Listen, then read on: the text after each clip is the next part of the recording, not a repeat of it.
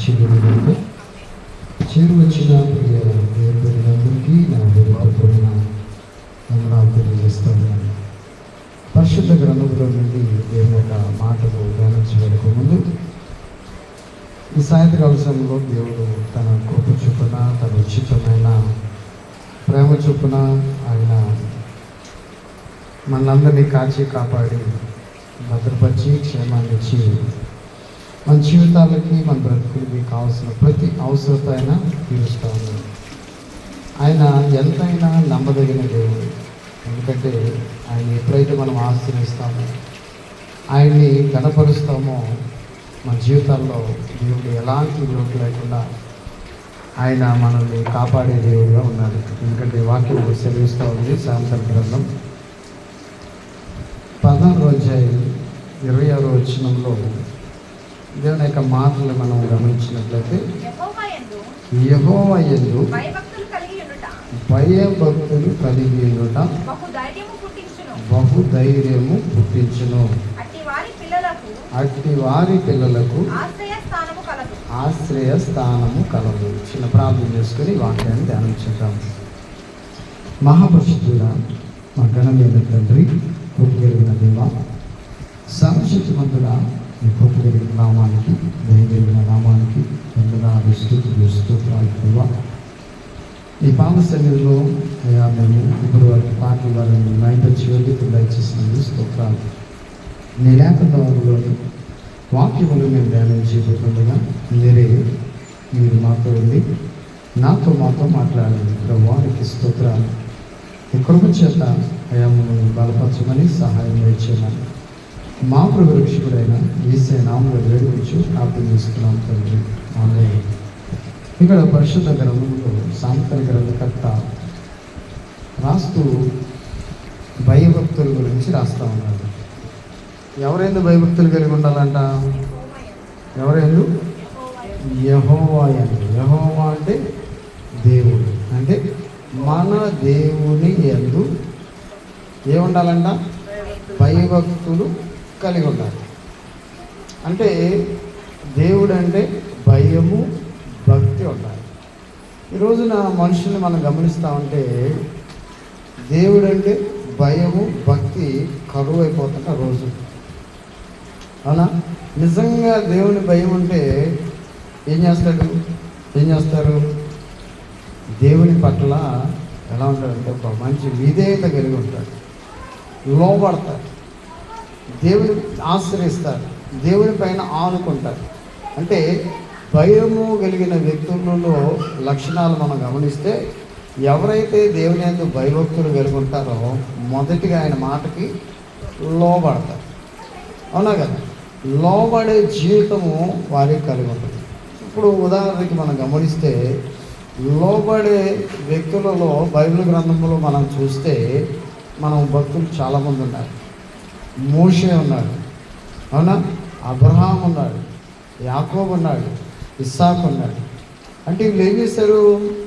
దేవుడు అంటే భయము, భక్తి కలిగి ఉన్నారు కాబట్టి వాళ్ళకు ఒక ఆశ్రయ స్థానాన్ని దేవుడు కలిగించాడు. అవునా కదా?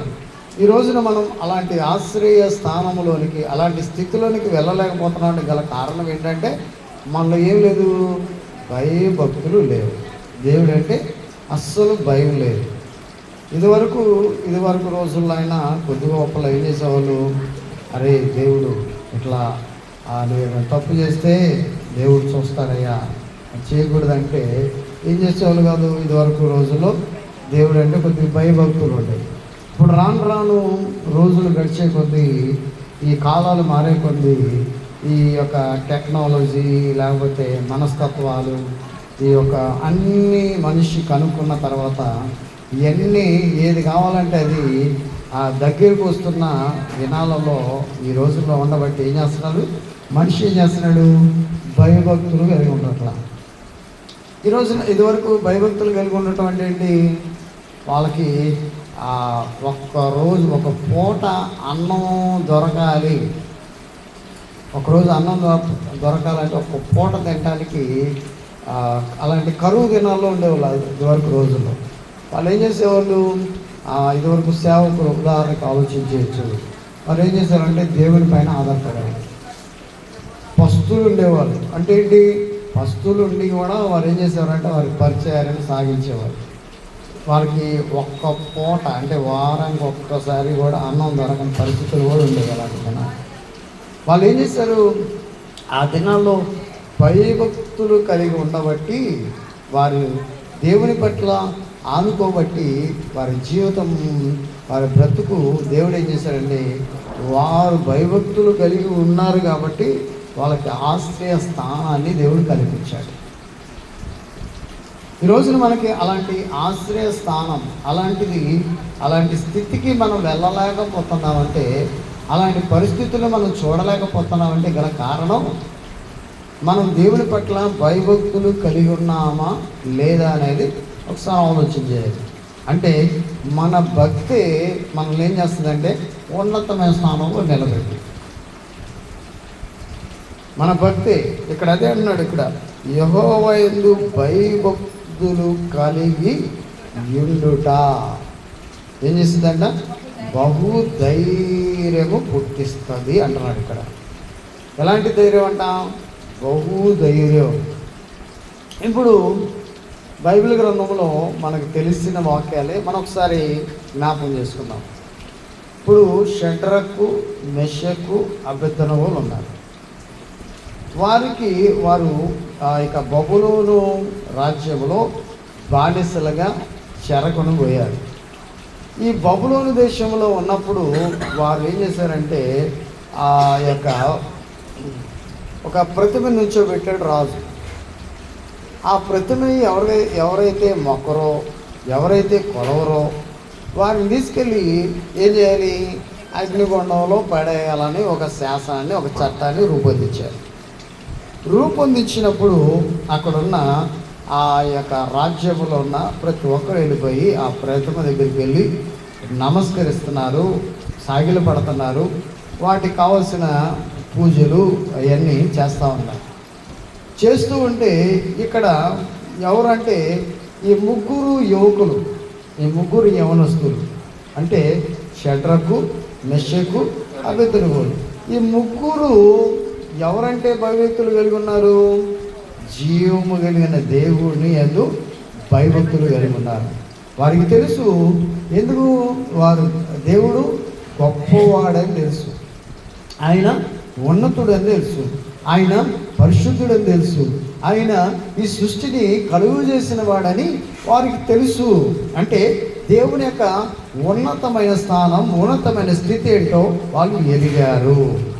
అంటే దేవుడి పట్ల భయభక్తులు అనేది మనం ఒకసారి ఆలోచన చేస్తే, అలాంటి భయభక్తులు కలిగి ఉండటం వలన వాళ్ళకి ఏమొచ్చిందంట? ధైర్యం. ఎందుకంటే ఆ ధైర్యం అనేది మనం చూస్తే ఇక్కడ ఏం చేశాడు? ఆ రాజు నెబుకద్నెజరే వాళ్ళున్న స్థలం దగ్గరికి వచ్చి, ఏమయ్యా షడ్రకు, మెషకు, అబేద్నెగోలు, మీరు ఎందుకు ఆ ప్రతిమకి నమస్కారం చేయట్లేదు? నేను ఒక శాసనం తెచ్చాను కదా, ఆ శాసనాన్ని అతిక్రమించిన వారు అగ్నిగుండంలో పడవేస్తానని చెప్పాను కదా, మీకు భయం లేదా అని అడిగాడు. అడిగితే ఏం చేశాడు? రాజా, నీకు ప్రత్యుత్తరం ఇవ్వాల్సిన పని మాకు లేదు. ఒకవేళ మా దేవుడు రక్షించకపోయినా పర్వాలేదు, మేము మాత్రం నువ్వు నుంచోబెట్టిన ప్రతిమకు మాత్రం మొక్కమని వాళ్ళు ఖండితంగా చెప్పారు. ఎక్కడి నుంచి వచ్చిందా ధైర్యం? ఎక్కడి నుంచి వచ్చిందా ధైర్యం? ఈ రోజున మనం ఒకసారి ఆలోచన చేయాలి. ఈ రోజున మనకి ధైర్యము లేదంటే, ధైర్యము చెడుతుందంటే మన సమస్యని చూసి, మనకున్న బాధలను చూసి, మనకున్న కష్టాలను చూసి, మనకున్న ఇబ్బందులను చూసి, మనకున్న శ్రమలను చూసి, మనకు వచ్చిన రోగాలను బట్టి మనం ధైర్యంగా ఉండలేకపోతున్నామంటే గల కారణం దేవుడంటే భయభక్తులు ఉంచలేకపోతా ఉన్నాము. నిజంగా ఆయనంటే భయము, భక్తి, ఆ భక్తి ఉంటే మనలో ఏమొస్తుందని వాక్యం సెలవిస్తూ ఉంది? ధైర్యం ఉంటుందా లేదా? ఈ రోజున ధైర్యాన్ని కోల్పోతున్నామంటే గల కారణం ఏమి లేదని, ఏమి లేనట్టు తేల్చొచ్చు మనం. మనలో ఏమి లేనట్టు, దేవుడు అంటే భయం లేదు, భక్తి లేదు. ప్రతిదానికి భయపడుతూ ఉంటాం, అవునా? భయపడతాం, ధైర్యం లేదు మనకి. ఏది చూసినా కానీ చిన్న సమస్య వచ్చినా భయపడతాం, చిన్న శ్రమ వచ్చినా భయపడతాం, చిన్న ఇబ్బంది వచ్చినా భయపడతాం, చిన్న కష్టం వచ్చినా భయపడతాం. అన్నిటికీ భయపడుతున్నామంటే గల కారణం దేవుడంటే భయము, భక్తి లేకపోతాం. దేవుడంటే భయము, భక్తి కలిగిన షడ్రకు, మెషకు, అబేద్నెగోలు బబులోను రాజ్య అధిపతి వచ్చి, ఆ రాజు వచ్చి ఆయన ముందు నిల్చున్న ఆయనకి భయపడలా. కారణం ఏంటి? మా దేవుడు నీకంటే గొప్పవాడు, అధికుడు, శక్తివంతుడు, ఆయన సర్వ సృష్టిని కలుగు చేసిన వాడు. నువ్వు నుంచోబెట్టిన ప్రతిమని మేము మొక్కడం కాదు, మా దేవుడిని మేము మొక్కుతాం, మేము పూజిస్తాం, మేము ఘనపరుస్తామని తెగేసి చెప్పేశారు వాళ్ళు. ఏమన్నారు? నీకు ప్రత్యుత్తరమే వాసన మాకు పనే లేదు. ఒకవేళ మా దేవుడు రక్షించకపోయినా పర్లేదు, మేము మాత్రము ప్రతిమకి మొక్కము అన్నారు. ఇక్కడ చూడండి, ఆలోచించండి ప్రియ బిడ్డలారా. ఎందుకంటే ఈ దినాలలో భయభక్తులు అనేది చాలా ప్రాముఖ్యమైనది. ఎవరంటే భయపడాలో, ఎవరంటే భయభక్తులు కలిగి ఉండాలో లేఖన భాగం సెలవిస్తూ ఉంది. ఎందుకంటే మనకి శ్రమలు వస్తున్నా, ఇబ్బందులు వస్తున్నా, ఎవరు ఏందో భయభక్తులు ఉంటే దేవుడు ఆయన మనల్ని కాపాడుతాడో, రక్షిస్తాడో ఒకసారి మనం ఆలోచించాలి. ఇప్పుడు దేవుడు అంటే భయభక్తులు లేదనుకోండి, మనకి ఆయన కాపరిగా, మనకి తోడుగా, మనకు అండగా ఆయన ఉండడు. మనం ఈ లోకానికి భయపడ్డాం అనుకోండి, లోకానికి మనం లోబడి లోకంలో ఉన్న వాటి కోసం, ఉన్న వాటిని బట్టి మనం వాటిని బట్టి భయపడ్డాం అనుకోండి, దానివల్ల ఏమైంది తెలుసా? దేవుడు మనకి సహాయకుడిగా, తోడుగా ఉండడు. ఇప్పుడు వాళ్ళు చూడండి, వాళ్ళు రాజుకి భయపడి ఉంటే ఏమయ్యేది? రాజుకు భయపడి వారి ప్రతిమని మొక్కుంటే ఏమయ్యేది? నిజ దేవుణ్ణి వారు కోల్పోయేవాళ్ళ లేదా? వారికి అంత ఆధిక్యత ఇచ్చాడంటే ఆ యొక్క బబులోను రాజ్యములో ఇలాంటి యువకులు, ఇలాంటి వారు లేరని రాజే స్వయంగా ఆయనే చెప్పాడు. వాళ్ళు మొక్కకపోయేసరికి ఏం చేశారు? అక్కడ ఉన్న వారిని పిలిచి, సైనికులను పిలిచి, బలం వల్ల వారు తీసి ఏం చేశాడు? అగ్నిగుండాన్ని 7 అంతలు చేశాడంట. 7 అంతలు చేశాడు. 7 అంతలు చేసి వాళ్ళని విసిరేశారంట. విసిరేసిన వాళ్ళు కాలిపోయారు, కానీ లోపల అగ్నిలో ఉన్న వాళ్ళు మాత్రం అస్సలు వారికి ఏంటంటే వాళ్ళ వెంట్రుక, మీరు చదవని తర్వాత ఆ వెంట్రుక కూడా, వస్త్రం కూడా, చిన్న యొక్క అగ్ని వాసన కూడా రాలేదంట. ఒకసారి మనం ఆలోచన చేయండి. ఈ రోజున దేవుని యందు భయభక్తులు కలిగి ఉంటే బహుధైర్యం. ఈ రోజున మనకి ధైర్యం ఉన్నట్లేదంటే సమస్యను చూసి భయపడుతున్నాను, ఇబ్బందిని చూసి భయపడుతున్నాను, కష్టాన్ని చూసి భయపడుతున్నాం. మనకు వస్తున్న మనకు పైన చూసినట్లయితే లోకాన్ని చూసి భయపడుతున్నాం. వీటన్నిటిని బట్టి మనం భయపడుతున్నాం అంటే గల కారణం దేవుని భయభక్తులు కలిగిన, దేవుని భయభక్తులు కలిగిన షడ్రకు, మెషకు, అబేద్నెగోలు భయపడలేదు.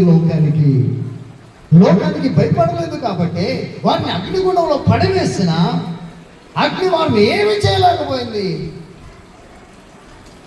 అగ్ని వాసన కూడా వారిని అంటలేదు అని వాక్యం సెలవిస్తూ ఉంది.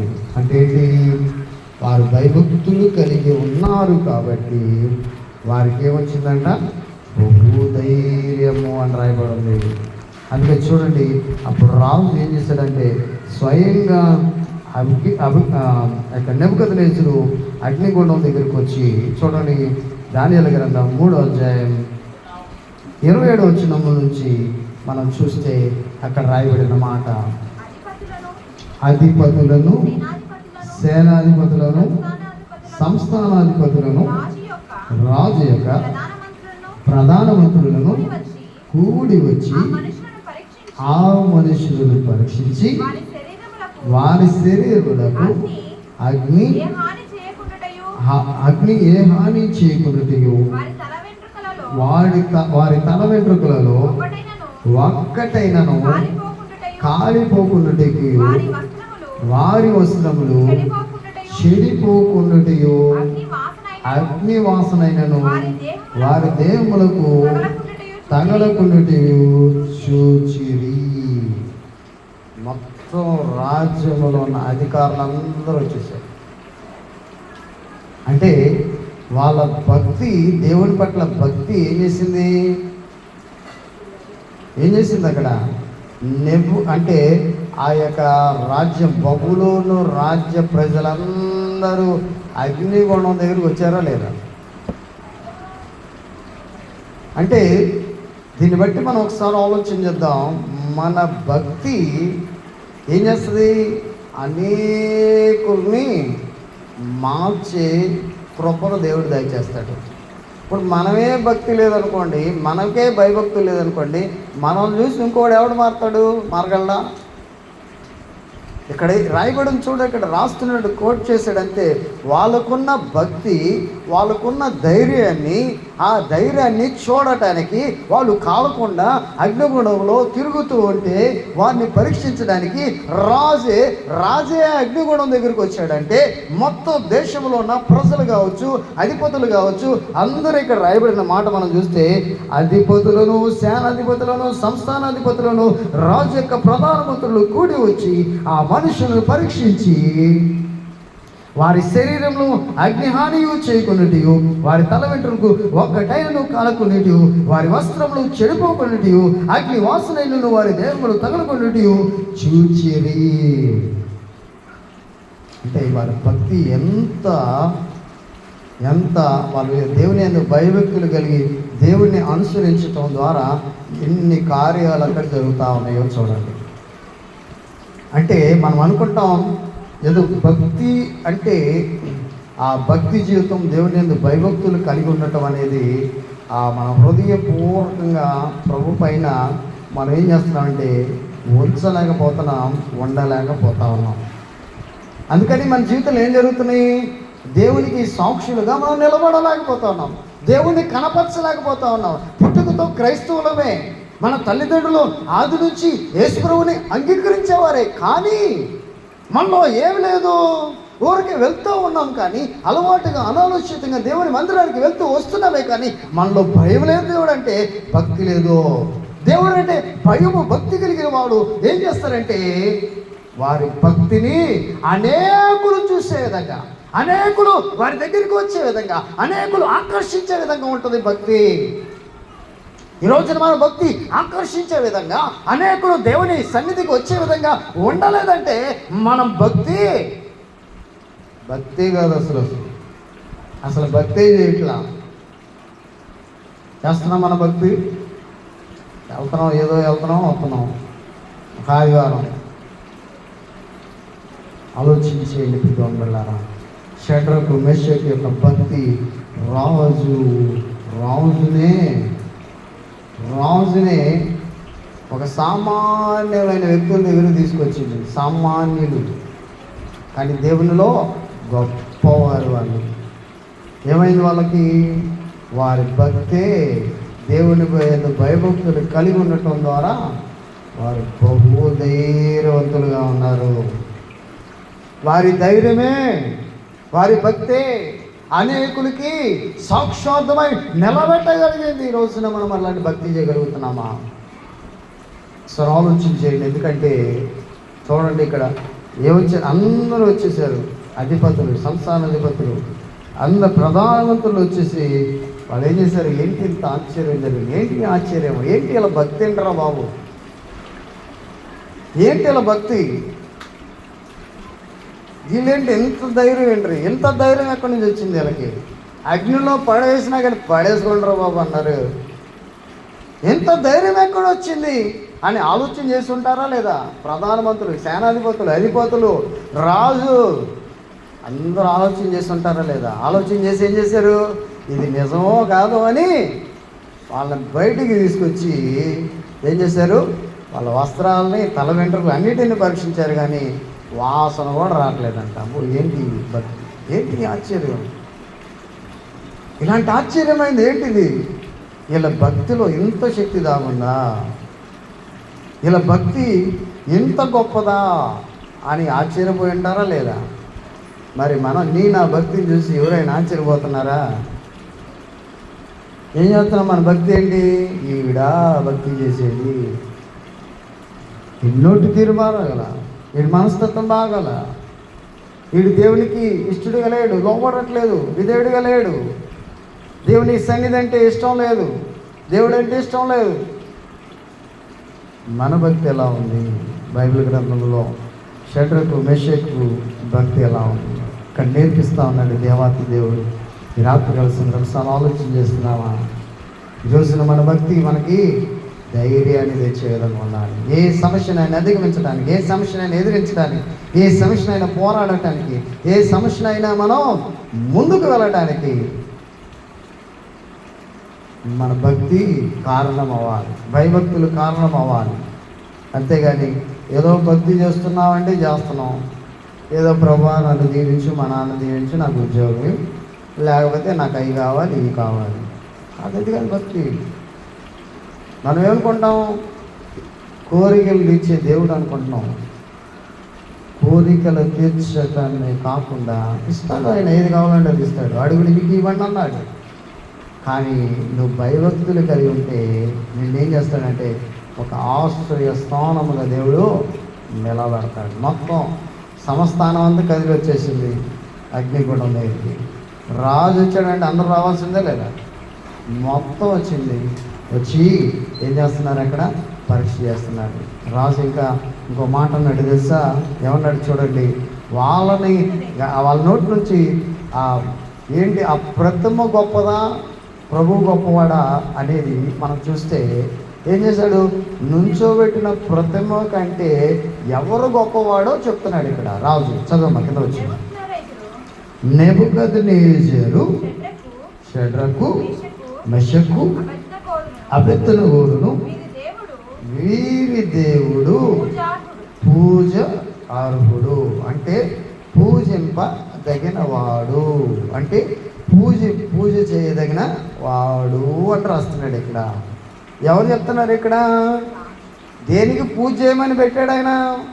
ఒక పెద్ద ప్రతిమనికి పూజ చేయండి అని చెప్పిన వ్యక్తి, ఒక చట్టం తీసుకొచ్చిన వ్యక్తి, వీళ్ళు దేవుని యందు భయభక్తులు కలిగి ఉండటం వలన, ధైర్యంతో వారు సమస్యను ఎదుర్కోవటం వలన, అగ్నిగుండంలో పడవేసిన అగ్నిలో కాలకుండా ఉండటం వలన ఇక్కడ నెబుకద్నెజరు యొక్క ప్రభుత్వం అంతా అక్కడికి వచ్చి అందరూ పరీక్ష చేసి వారిలో ఏది కాలకపోవటం వలన పలుకుతున్న మాటను ఒకసారి గమనించాలి. ఇక్కడ ఏమన్నాడు? నెబుకద్నెజరు షడ్రకు, మెషకు, అబేద్నెగోనని వీరి దేవుడు. ఎవరు దేవుడు అన్నాడు ఇక్కడ? వీరి దేవుడు, పూజ అర్హుడు. ఈ రోజున మన దేవుడు, మన ప్రభు అయిన యేసుక్రీస్తు నిజ దేవుడు, నిజ రక్షకుడు. ఈయన పూజింపదగిన వాడు, అనేకులకు క్రయధనముగా ప్రాణం పెట్టిన దేవుడు, అనేకుల్ని పాపములో ఉన్న వారిని, పాపభంకిలమైన జీవితంలో బ్రతుకుతున్న వారిని విడుదల ఇచ్చే దేవుడు, రక్షించే దేవుడు అని మనం చాటగలుగుతున్నామా?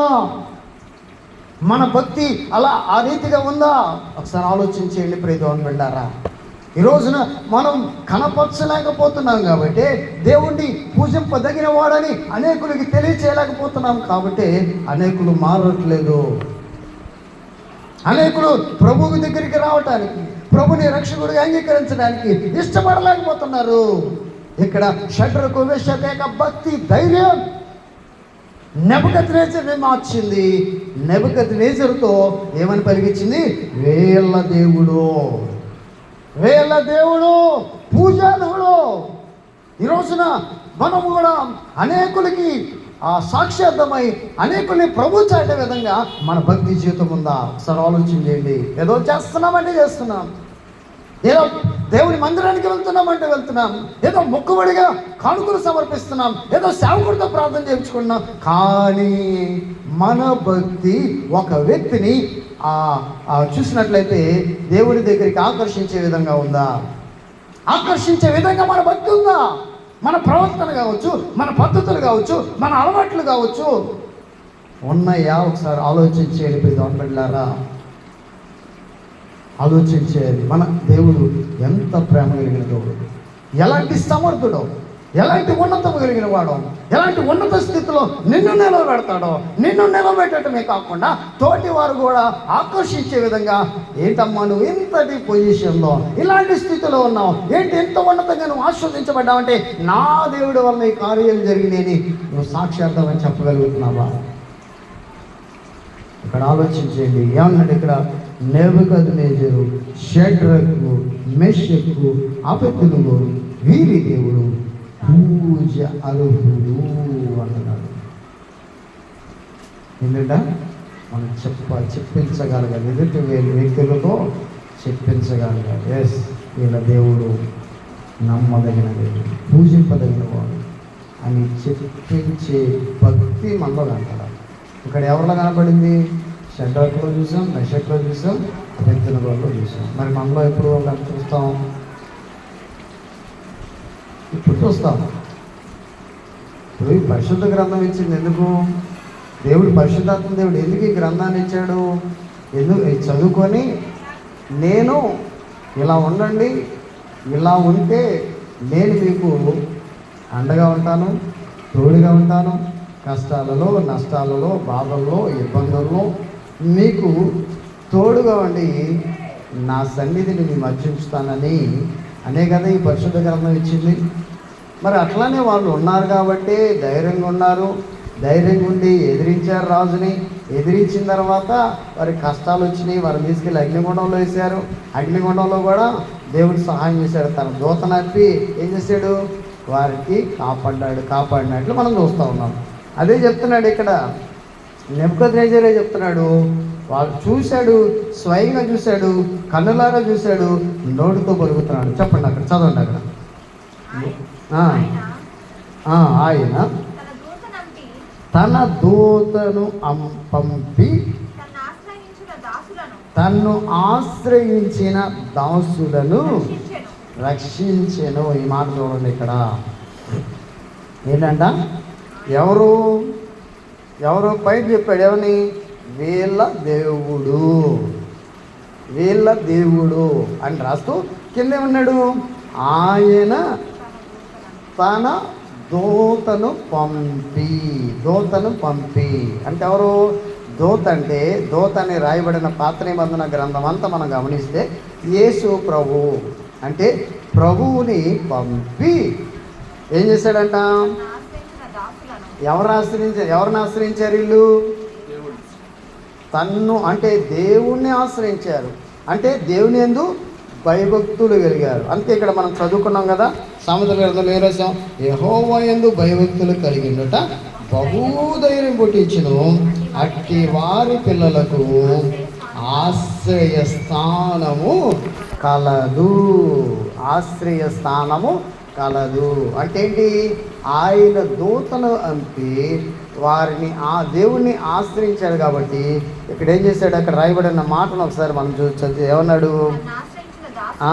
ఎవరు ఆశ్రయించిన దాసుల్ని ఆశ్రయించారు కాబట్టి వారికి ఆశ్రయ స్థానాన్ని కల్పించినట్ట లేదా? ఆశ్రయించారు అంటే దేవుణ్ణి పైన ఆనుకున్నారు కాబట్టి వారికి దేవుడు ఏం చేశాడు? తోడుగా ఉన్నాడు. ఏం చేశాడు? వారిని రక్షించాడు అని రాయబడింది. ఎవరిని రక్షిస్తాడు? భయభక్తులు కలిగిన వాడినే రక్షిస్తాడు. అవునా? ఆయనకు లోబడితే ఏమిస్తాడు? బహుధైర్యాన్ని ఇవ్వటమే కాకుండా ఆయన ఏం చేస్తాడంట? ఆశ్రయాన్ని కల్పిస్తాడు. అంటే వస్తాయి మధ్యలో ఆయన అంటే భయభక్తులు కలిగి ఉంటే ఏదో ఒకటి ఇబ్బందులు వస్తున్నాయి, శ్రమలు వచ్చినాయి, అయినా కానీ వారు ఏం చేశారు? ఆయన ఆశ్రయించడం విడిచిపెట్టలేదు. అందుకే ఇక్కడ నెబుకద్నెజరు అంటున్నాడు, ఏమన్నాడు? తన్ను ఆశ్రయించిన వారిని దాసులను రక్షించను అంటున్నాడు. ఇక్కడ ఈ రోజున మనల్ని కూడా రక్షించిన దేవుడు, మనల్ని కూడా కాపాడే దేవుడుగా ఇక్కడ పరిశుద్ధ గ్రంథంలో రాయబడదు. అందుకే ఇక్కడ అంటున్నాడు, మనం చదవబడిన వాక్యాన్ని గమనిస్తే యెహోవా యందు భయభక్తులు కలిగి ఉండట బహుధైర్యముగా పుట్టిస్తుంది. అంత మాత్రమే కాకుండా అట్టి వారి పిల్లలకు, ఎవరి పిల్లలు వీళ్ళు? ఎవరంట? దేవుడి పిల్లలకి ఆయన ఆశ్రయాన్ని కల్పిస్తారు అని షడ్రకు మెషకు అభ్యర్థనగోలను బట్టి ఎవరు సాక్ష్యం ఇస్తున్నారు? అక్కడ ఎవరు ఇస్తున్నారు? నెబుకద్నెజరు రాజ్యం అంతా గదిలో వచ్చేసింది. గదిలో వచ్చి ఏం చేశారు? ఇలా దేవుడు పూజార్హుడే కాదు, ఆయన తన దూత నంపి వారిని రక్షించి ఆయన ఏం చేశాడు? ఆశ్రయించిన వారిని రక్షించాను అని రాయబడింది. ఈ రోజున మనలో కూడా దేవుడు రక్షించాలంటే మనం నేర్చుకోవాల్సింది ఏంటి తెలుసా? ఆయన యందు భయభక్తులు. సామెతల గ్రంథకర్త రాసిన విధంగా యెహోవా యందు భయభక్తులు కలిగి ఉండుట బహుధైర్యమే కాకుండా మనము ఆయన ఏం చేస్తాడు? మనకి ఆశ్రయాన్ని కల్పిస్తాడు అని రాయబడింది. తలలోంచుని ప్రార్థన చేద్దాం. తలలోంచుని ప్రార్థన చేద్దాం. ఎందుకంటే అలాంటి ఆశ్రయం మనకు కావాలంటే దేవుడు నిజంగా మన భక్తి ఏం చేస్తుందంటే ధైర్యాన్ని ఇస్తుంది. మన ధైర్యాన్ని ఇవ్వాలంటే మనం దేవుని యందు భయభక్తులు కలిగి ఉండాలి. దేవుని యందు భయభక్తులు కలిగి ఉండటం ద్వారా దేవుడు మనల్ని ఏం చేస్తాడంటే ఆయన మనల్ని కాపాడతాడు, రక్షిస్తాడని వాక్యం సెలవిస్తూ ఉంది. కాబట్టి రాత్రికాల సమయంలో ప్రార్థన చేద్దాం. మన మధ్యన అనిల్ గారు వచ్చి ప్రార్థన చేస్తారు. ముగింపు ప్రార్థన చేసుకుందాం. ప్రార్థన చేద్దాం. ఎందుకంటే ఎంతకాలం మనం భయభక్తులు లేకుండా ఉంటాం, ఎంతకాలం దేవునికి లోబడకుండా ఉంటాం, దేవునికి విధేయత చూపించకుండా మన భక్తి ద్వారా అనేకుల్ని ఆకర్షించాల్సిన మనం, అనేకుల్ని దేవుని సన్నిధికి తీసుకురావాల్సిన మనం దేవునికి లోబడటం వలన, దేవునికి విధేయత చూపించకపోవటం వలన మన జీవితంలో ధైర్యం లేదు. అన్నిటికీ భయపడుతున్నాం, అన్నిటికీ ఇబ్బందులు పడుతున్నాం, అన్నిటిని మనం తట్టుకోలేకపోతా ఉన్నాం. మన భక్తి ఉంటే, దేవుని యందు భయభక్తులు కలిగి ఉంటే మన జీవితాన్ని దేవుడు కడతాడని దేవుని యొక్క వాక్యం సెలవిస్తుండగా ఆ రీతిగా ఉన్నాం. ప్రార్థన చేద్దాం. ముగింపు ప్రార్థన చేసుకుందాం. పరిశుద్ధుడా, ప్రేమగల తండ్రి, దగ్గర ప్రభువా, మీ ఘనమైన నామానికి వందనాలు, స్తుతులు, స్తోత్రాలయ్యా. గడిచిన ప్రభు దినం నుండి ప్రభు దినం వరకు మీరు ఎక్కడి నీళ్ళు భద్రపరిచి సాయంత్రం సమయంలో మీ పాదాల చెంత చేరి మేము స్తుతించి మహింపరిచే కృపనిచ్చినందుకే స్తోత్రాలు చెల్లిస్తున్నాం. మహోన్నతుడా, మహాగణుడా మీకు స్తోత్రాలు. అద్భుతకరుడా, ఆశ్చర్యకరుడా మీకు స్తోత్రాలు. నిన్న నేడు నిరంతరము ఏకరీతిగా ఉన్నదేవా మీకు స్తోత్రాలు చెల్లిస్తున్నాం. నైనా ఈ రాత్రి వేళ ప్రభా, ఎక్కడ 2-3 కూడి నా నామం స్తుతిస్తారు వారి మధ్యలో నేనుంటానని సెలవుచ్చిందేవా మీకు వందనాలు. మా మధ్యలో మీరున్నందుకై కృతజ్ఞతాస్తుతులు, స్తోత్రాలు చెల్లిస్తున్నాం. నైనా పాటల ద్వారా మీరు మహిమ పొందినందుకు స్తోత్రాలయ్యా. మీ దాసుని నిలబెట్టి మాతో మాట్లాడిన ప్రతి మాటకై స్తోత్రాలు చెల్లిస్తున్నాం. నైనా యెహోవా యందు భయభక్తులు కలిగి ఉండుట బహుధైర్యం పుట్టించిన మీ దాసుని ద్వారా మాట్లాడినందుకే స్తోత్రాలు చెల్లిస్తున్నాం. నైనా మీకు వందనాలు ప్రభా. మీ యందు భయభక్తులు కలిగి జీవించే భాగ్యం దయచేయండి. ఇతబడిన వాక్యం ప్రభా నీరు కట్టి ఫలింప చేయమని అడుగుతున్నాం. ఈ రాత్రి వేళ ప్రభా మీ పాదాలు చెంత చేరిన ప్రతి ఒక్క బిడ్డను పేరు వరుసను దీవించండి, ఆశీర్వదించండి. నైనా అయా రాక వెనుకబడిన బిడ్డను ప్రభా మరో ప్రభు దినంలోనైనా అయా మాతో చేరి మేము స్తుతించే భాగ్యం దయచేయమని మీకే వందనాలు, స్తుతులు, స్తోత్రాలు చెల్లిస్తూ మా ప్రభు రక్షకుడైన యేసు పరిశుద్ధ నామంలో కృతజ్ఞతాస్తుతులు చెల్లించి ప్రార్థిస్తున్నాం తండ్రి. ఆమేన్. పరలోకమందున్న మా తండ్రి, నీ నామం పరిశుద్ధపరచుకొను గాక, నీ రాజ్యం వచ్చును గాక, నీ చిత్తం పరలోకం భూమి మీద నెరవేరును గాక. మాకు కావాల్సిన అన్ని దినాలు నుండి మాకు దయచేయి. మా రుణస్థులు క్షమించి రుణములను క్షమించి మా శోధనలో కీడు తప్పించు. ఎందుకనగా రాజ్యం, బలము, శక్తి, మహిమ నిరంతరము నీవేనావు తండ్రి. ఆమేన్. మన పరమ తండ్రి దేవుని ప్రేమ, కుమారుడైన యేసుక్రీస్తు యొక్క కృప, పరిశుద్ధాత్మిక అన్యోన్య సహవాసం నిత్యం ఎల్లప్పుడు మనకును మన కుటుంబాలకు సదాకాలం తోడుగా ఉండి దేవుడు నడిపించునుగాక. ఆమేన్.